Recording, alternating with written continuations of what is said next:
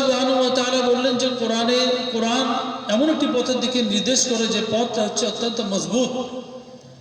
আর এই পথ বলতে কোরআনে যা কিছু বিধিনিষেধ আছে সেটার প্রতি আমল করা, পড়া এবং আমল করা। কোরআনে একটা দায়িত্ব আছে আমাদের উপর যে কোরআন পড়া এবং কোরআনের প্রতি আমল করা। যদি এটা করা যায় তাহলে কোরআনের হিদায়াতের উপরে আমরা আমল করছি। আর তো এখানে আল্লাহ সুবহানাহু ওয়া তাআলা দ্বিতীয় সেন্টেন্সটা বললেন যে মুমিনদের জন্য সুখবর দান করেন যারা আমল করে, নেক কর্ম করে। অর্থাৎ এই আয়াতের মধ্যে তাফসীরকারক এবং মুহাদ্দিসিনগণ বলেছেন যে ঈমান এবং আমল দুটোই জরুরি। যদি ঈমান না থাকে, শুধু আমল থাকে, সেটাও চলবে না। আর যদি আমল থাকে, ঈমান থাকে, আমল না থাকে, সেটাও চলবে না। আর শুধু যদি আমল থাকে আর ঈমান না থাকে, তাও চলবে না। অর্থাৎ একজন মানুষের কাছে দাবি যে ঈমানও নিয়ে আসতে হবে আর আমলও করতে হবে। এটাকে আরেকটু বলি যে যেমন আমাদের ফিকহি মতবাদের মধ্যে একটি দল আছে যারা মুরজিয়া, আগের জামানাতে ছিল, এখনও এক ইমামের মতামত এটা, তাদের ঈমানের সঙ্গেই এটা বলা আছে যে কেউ যদি শুধু কালেমা পড়ে আশহাদু আল্লা ইলাহা ইল্লাল্লাহ ওয়া আশহাদু আন্না মুহাম্মাদান আবদুহু ওয়া রাসূলুহু, তাহলে সে জান্নাতে চলে যাবে। কিন্তু বাকি তিন ইমামের মতামত হচ্ছে যে ঈমানের সাথে সাথে তাকে আমলও করতে হবে। কারণ ঈমানের দাবি হচ্ছে যে আমল, যদি আমল না থাকে তাহলে ঈমানের কোনো মূল্য নেই।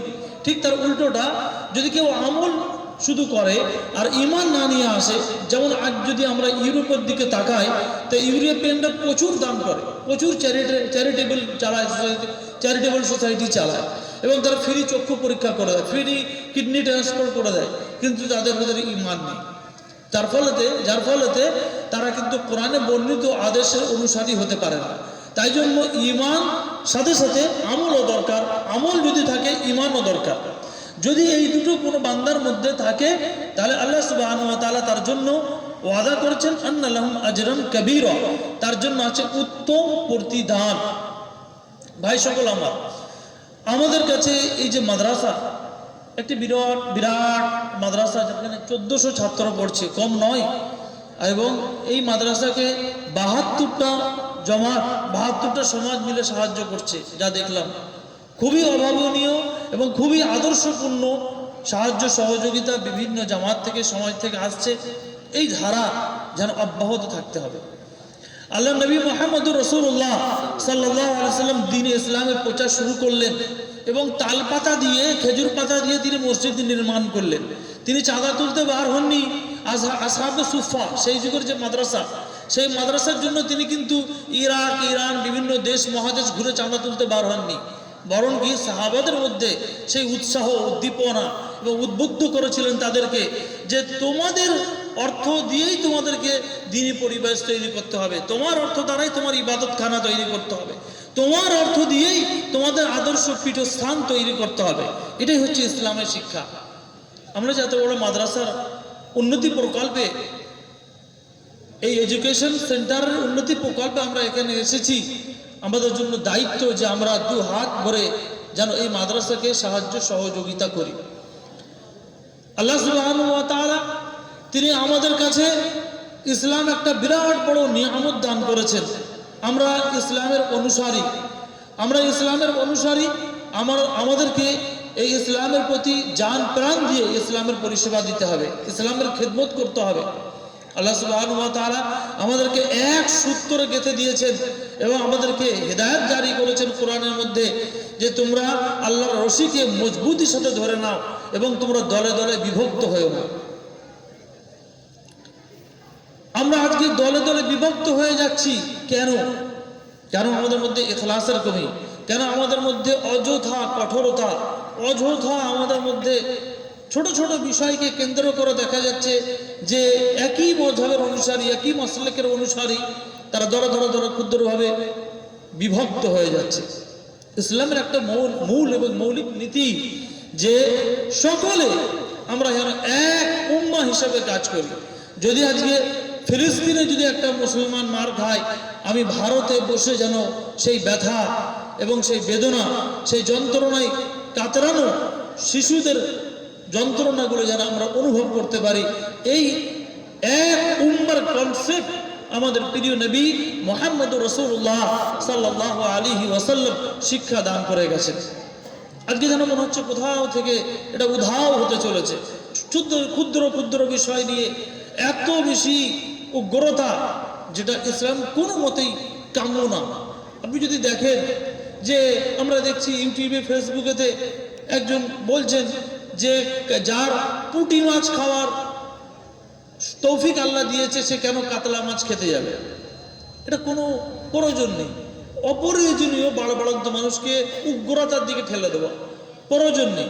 আল্লাহ সুবহানাহু ওয়া তাআলা যে জিনিসটা আমাদেরকে বাধা দেননি, ইবাদত এবং মুআমালাত। ইবাদতের উসুল হচ্ছে, নীতিমালা হচ্ছে যে যেন প্রতিটা আমল আমরা দলিল সহকারে করি। আর মুআমালাতের উসুল হচ্ছে প্রতিটাকে আমরা হালাল মনে করি যতক্ষণ না সেটা হারাম হওয়ার দলিল আসছে। আমরা দেখছি আজকে ইউটিউব ফেসবুকের বদৌলতে যে এক প্রান্তে বসে এমন কঠোরতা অবলম্বন করছে যা অন্যান্য মাসলাকের কাছে আমরা হাসির খোরাকের হয়ে যাচ্ছে। কোথাও বলছে যে ঈদের দিনে নতুন জামা পরা যাবেই না, সেটা বিধর্মীদের কালচার।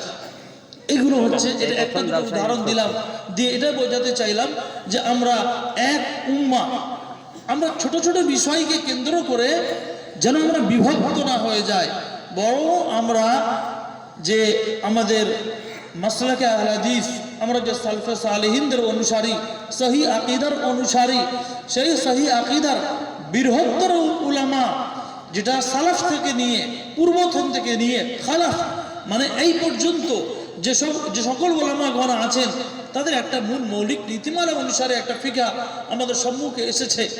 এই ফিকার মতাদর্শকে আমরা যেন ক্ষুদ্র স্বার্থের জন্য জলাঞ্জলি না দিয়ে ফেলি।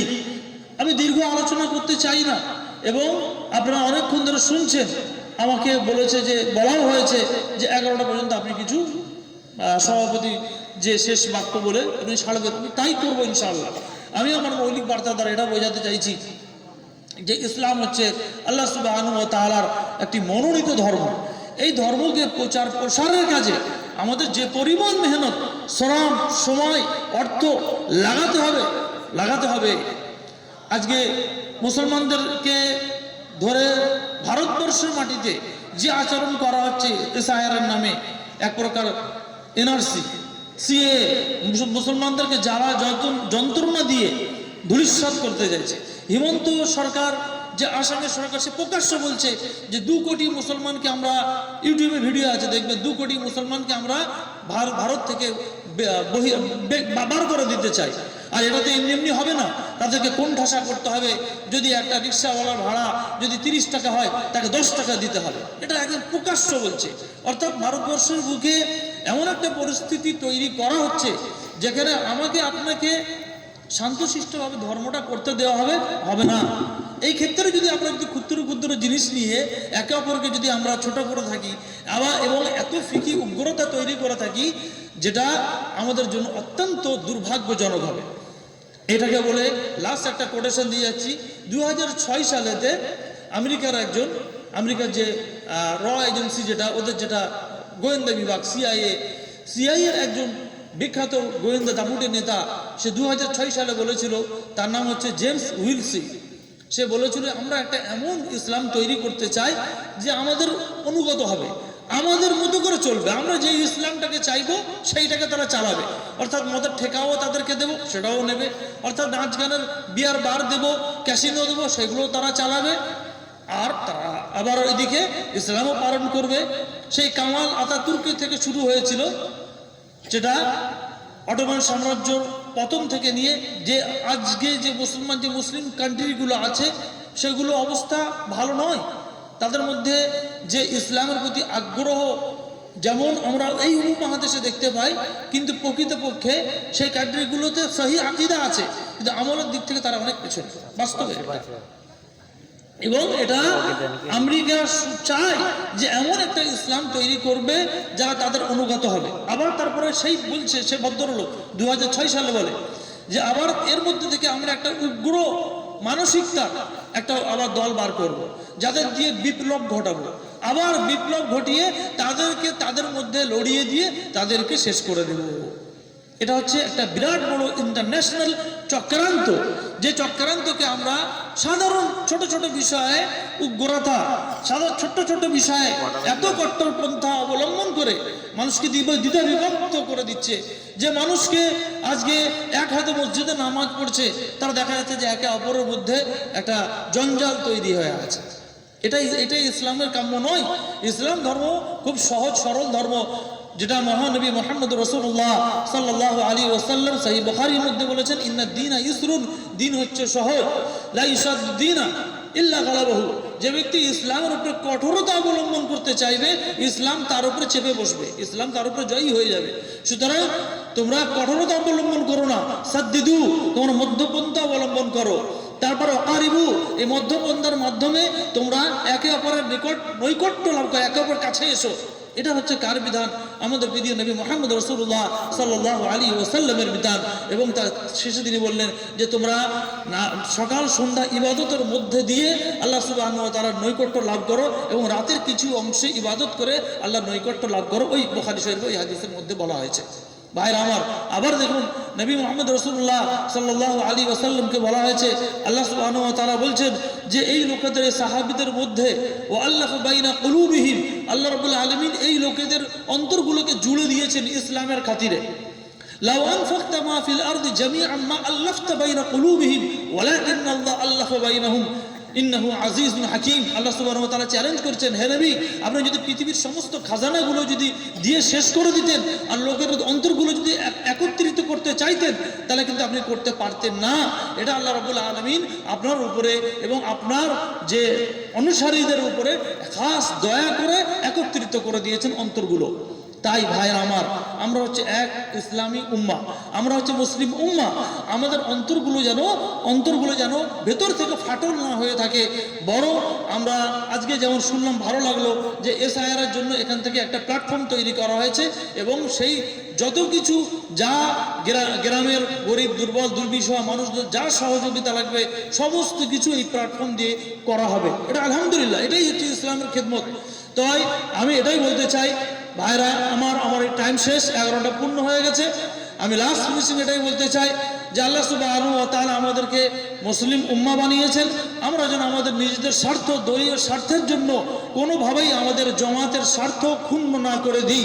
আল্লাহ সুবহানাহু ওয়া তাআলা আমাদেরকে যেন ক্ষমা করেন। আপনারা যদি এখনো পর্যন্ত লাস্ট মোমেন্ট যদি কেউ কিছু দিতে চান, তাহলে আপনারা আল্লাহর রাস্তায় দিতে পারেন।